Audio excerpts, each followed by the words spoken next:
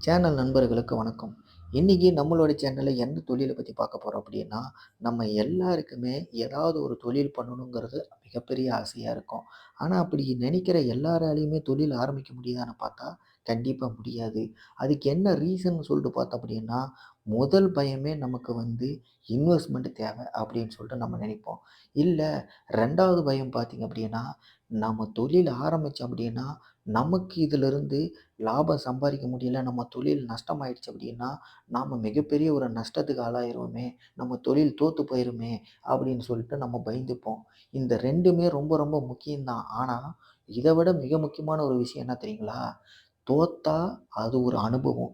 ஜெயிச்சா நமக்கு அது கிடைச்ச ஒரு சின்ன வெற்றி தான் அது. ஏன்னா வெற்றிங்கிறது எப்பவுமே நிரந்தரம் கிடையாது. அதே மாரி தோல்விங்கிறது என்னைக்குமே நிரந்தரம் கிடையாது. வெற்றி வந்து கன்டினியூவா எப்படி வெற்றிகரமா நீங்க வந்து ஒரு தொழில் பண்ணணும் அப்படிங்கிறத, முதல் வெற்றி நமக்கு என்னைக்குமே பார்த்தீங்க அப்படின்னா, பல விஷயங்கள கத்துக் குடுக்கவே குடுக்காது. ஆனா, நம்ம ஒரு தொழில் பண்ணி நம்ம தோத்து போயிட்டோம் அப்படின்னா, அது டைமா இருந்தாலும் சரி, 2, 3 டைம் கன்டினியூவா தொழில் பண்ணி தோத்து போனாலும் சரி, ஒவ்வொன்னுமே ஒவ்வொரு அனுபவம் உங்களுக்கு.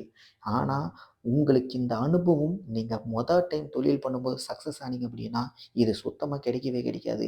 ஏன்னா, அனுபவம் தான் சிறந்த ஒரு வாத்தியார் அப்படின்னு சொல்லுவாங்க. அனுபவம் மட்டும் உங்களுக்கு கிடைக்கல அப்படின்னா, உங்களுக்கு ஒரு வேள தொழில் சக்சஸ்ஃபுல்லா போகுது அப்படின்னா, உங்களால தோல்வி ஆகும்போது அதிலிருந்து மீண்டு வரதுக்கான முயற்சிகள் எதுவுமே தெரியாமலே போயிரும். அதே மாரி அந்த தோல்வி உங்கள வந்து அந்த தொழில விட்டு வெளிய கொண்டு போயிரும். ஆனா, ஒரு தோல்விய நீங்க ஆரம்பத்திலேயே பார்க்குறீங்க அப்படின்னா, அந்த தோல்வி எப்படி நீங்க ஹேண்டில் பண்ணணும்? அந்த தோல்விய எப்படி சக்சஸ்ஃபுல்லா நீங்க கொண்டு போக முடியும்? இந்த தோல்வி வந்து இனிமேல் மேற்கொண்டு வராம இருக்கிறதுக்கு நம்ம என்ன பண்ணணும்?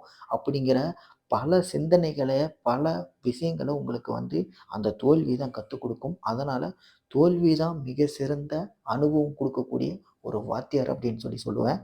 எதையுமே நினைச்சு எப்பவுமே வந்து நம்ம தோத்து போயிருவோம் அப்படின்னு சொல்லிட்டு நினைக்கவே நினைக்காதீங்க. தோத்தா அத அனுபவமா எடுத்துக்கங்க. அடுத்த தடவ முயற்சி பண்ணும்போது, அத ரொம்ப நேர்த்தியா ஹேண்டில் பண்ண நீங்க கத்துக்கங்க. இதுதான் வந்து ஒரு தொழிலுக்கு தேவையான மிக முக்கியமான ஒரு இன்வெஸ்ட்மென்ட்டே. இப்ப நான் ஆரம்பத்துல சொன்ன மாரி, இதுக்கு வந்து இப்ப பணம் தேவைன்னு நினைக்கிறீங்களா?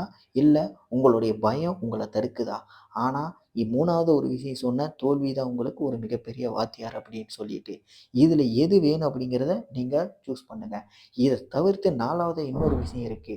இதுல 3 அனுபவமே உங்களுக்கு கிடைக்கணும் அப்படின்னா, உங்களுக்கு தேவையான மிக முக்கியமான முதல் விஷயமே என்னன்னு பார்த்தீங்க அப்படின்னா, உங்களுடைய தன்னம்பிக்கையோட விடாமுயற்சி.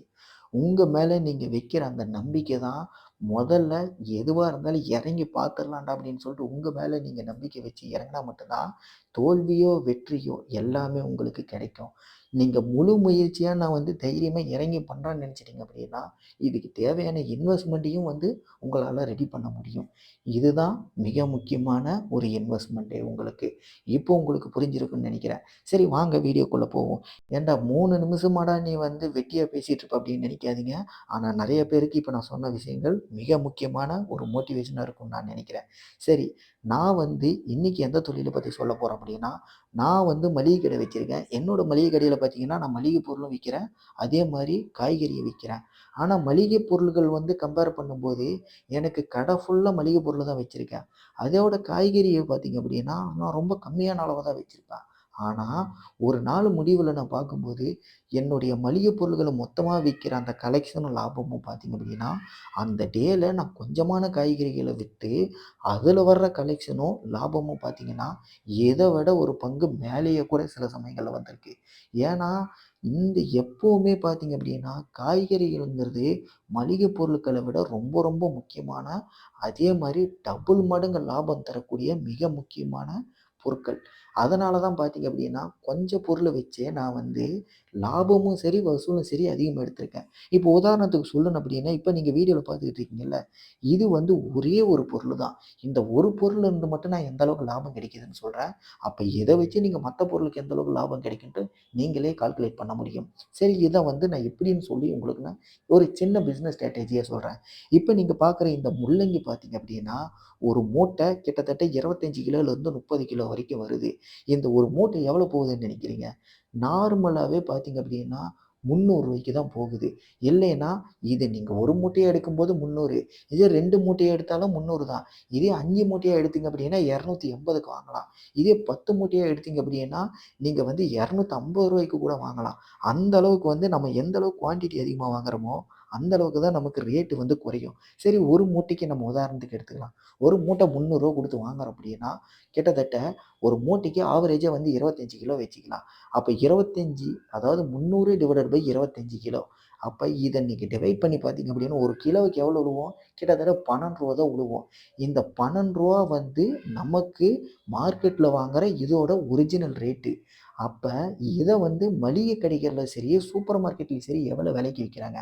நார்மலா இருக்கிற மளிகை கடையில பார்த்தீங்க அப்படின்னா, கிட்டத்தட்ட ரூ. 40ங்கிறது மினிமம் ரேட்டு. அதுக்கப்புறம் சில கடைகள்ல பார்த்தீங்க அப்படின்னா, ரூ. 50, ரூ. 60 கூட விக்கிறாங்க. ரொம்ப ரொம்ப காய்கறி மட்டுமே ரொம்ப அதிக குவான்டிட்டில விக்கிறவைங்க கிட்டத்தட்ட ரூ. 30, ரூ. 35. ஆனா அந்த கடையிலேயே பார்த்தீங்கன்னா, நெறைய இடங்கள்ல வந்து மினிமமே ரூ. 40க்கு விக்கிறாங்க. ஆனா இதனோட இன்வெஸ்ட்மென்ட் வந்து ஒரு கிலோவுக்கு எவ்வளோ வருது? வெறும் ரூ. 12. இதே வந்து சேல் பண்ணும்போது எவ்வளோ வருது? கிட்டத்தட்ட ரூ. 40க்கு விக்கிறாங்க. அப்ப 1 கிலோவுக்கு மட்டுமே எவ்வளோ லாபம் கிடைக்குது? கிட்டத்தட்ட ரூ. 28 லாபம் கிடைக்குது. எப்படி? மூட்டையா எடுத்து நம்ம சேல் பண்ணும்போது. இப்போ உங்களுக்கு புரிஞ்சிருக்குன்னு நெனைக்கிறேன். இதுல எந்த அளவுக்கு லாபம் கிடைக்கும் அப்டின்ட்டு. என்ன பொறுத்தவரைக்கும் மளிகை கடையில காய்கறி விக்கிறது அப்படிங்கிறது ரொம்ப ரொம்ப அத்தியாவசியமான மிக முக்கியமான ஒண்ணு. ஆனா எல்லா இடத்துலயுமே வந்து இது சக்சஸ்ஃபுல்லா அமையுமான்னு கேட்டா, உங்களுடைய மளிகை கடை எந்த இடத்துல அமைஞ்சிருக்கோ, அத பொறுத்து தான் இது வந்து உங்களுக்கு எந்த அளவுக்கு பிசினஸ் குடுக்கும் அப்படிங்கிறது உங்களோட இடத்தோட வேல்யூ பொறுத்து தான் இருக்கு. நான் சொல்றேன் அப்படிங்கிறதுக்காண்டி எல்லா இடத்துலயுமே எனக்கு இது கிடைக்கல அப்படின்னு சொல்லிட்டுலாம் சொல்லாதீங்க. ஒரு சில இடங்கள்ல மட்டும் தான் கம்மியா இருக்குமே தவிர, நெறைய இடங்கள்ல பார்த்தீங்க அப்படின்னா, மளிகை கடைய விட காய்கறிகள் தான் பார்த்தீங்கன்னா, மிகப்பெரிய அளவுல லாபம் குடுக்குது. இப்ப இந்த வீடியோல நான் சொன்ன மாரி, இந்த ஒரு பொருள மட்டுமே பார்த்தீங்க அப்படின்னா, ஒரு கிலோவுக்கு ரூ. 28 லாபம் நார்மல் மளிகை கடையிலேயே. அப்ப நீங்க பெரிய பெரிய சூப்பர் மார்க்கெட் எல்லாம் நீங்க போய் பார்த்தீங்கன்னா வச்சுக்கங்களேன், அப்ப இதோட விலை எந்த அளவுக்கு இருக்கும் அப்படின்னு சொல்லிட்டு நீங்களே யோசிச்சு பாருங்க. அப்பன்னா கிட்டத்தட்ட இன்வெஸ்ட்மென்ட்ட விட 3 மடங்கு லாபம் தான் எல்லா இடங்கள்லயுமே எடுக்குறாங்க. இதே வந்து நீங்க நார்மலா 1 கிலோ அதே மார்க்கெட்ல வாங்குறீங்க அப்படின்னா, மூட்டையா வாங்காம வாங்குறீங்கன்னா, அந்த இடத்துலயே கூட பார்த்தீங்க அப்படின்னா, குறைந்தபட்சம் ஒரு கிலோவே ரூ. 25க்கு மேல தான் இருக்கும். இப்ப இதிலிருந்தே உங்களுக்கு புரிஞ்சிருக்கும். ஏன்னா, மளிகை கடையில எதனால ரூ. 40க்கு விக்கிறாங்க. சாதாரண மளிகை கடையா இருந்துச்சு அப்படின்னா, 1 கிலோ 2 கிலோ வாங்குறாங்க அப்படின்னா, அவைங்க ரூ. 25, ரூ. 20 இந்த மாரி தான் வாங்கியிருப்பாங்க. இதே ஹோல்சேல் கடை பெரிய காய்கறி கடையா இருக்கு அப்படின்னா, அவைங்க எந்த மாரி வாங்கியிருப்பாங்க? மூட்டையா வாங்கியிருந்தா, 1 கிலோவுக்கான கிடைக்கிற விலையே பார்த்தீங்கன்னா, வெறும் ரூ. 12 தான். இப்போ உங்களுக்கு இதில இருக்கிற வித்தியாசங்கள் ரொம்ப தெளிவா புரிஞ்சிருக்கும்னு நெனைக்கிறேன். ஏன்னா, நம்ம எந்த அளவுக்கு குவான்டிட்டிஸ் வாங்குறோமோ, அத பொறுத்து தான் நமக்கு இதில கிடைக்கிற லாபங்கிறது கம்மியாவும், அதிகமாவும் எந்த அளவுக்கு கிடைக்குன்ட்டு நமக்கு புரிய வரும். என்ன பொறுத்தவரைக்கும் இந்த காய்கறி பிசினஸ்ங்கிறது எனக்கு பர்சனலா ரொம்ப ரொம்ப பிடிச்ச ஒரு பிசினஸ். அதுவும் குறிப்பா சொல்லணும் அப்டின்னா, இந்த ஒரு காய மட்டுமே உங்களுக்கு உதாரணத்துக்கு நான் சொல்லி வச்சிருக்கேன் அப்டின்னா, அப்ப இதே மாரி ஒவ்வொரு காயுமே தனித்தனியா பிரிச்சு பார்த்தீங்கன்னா, உங்களுக்கு இந்த காய்கறி பிசினஸ் வந்து எந்த அளவுக்கு லாபகரமான தொழில் அப்டிங்கிறது உங்களுக்கு இப்போ புரிய வந்திருக்கும்னு நெனைக்கிறேன். இந்த வீடியோவ நீங்க கடைசி வரைக்கும் பார்த்திருந்தீங்க அப்டின்னா, இத பத்தின எந்த சந்தேகமா இருந்தாலும் மறக்காம கீழ கமெண்ட்ல தெரியப்படுத்துங்க. இதே மாரி வீடியோஸ் பார்க்கணும் அப்டின்னா, மறக்காம நம்ம சேனல சப்ஸ்கிரைப் பண்ணுங்க. நம்ம வீடியோவுக்கு லைக் பண்ணுங்க. உங்களோட நண்பர்களுக்கும் ஷேர் பண்ணுங்க. அடுத்த வீடியோல நான் உங்கள சந்திக்கிறேன். நன்றி, வணக்கம்.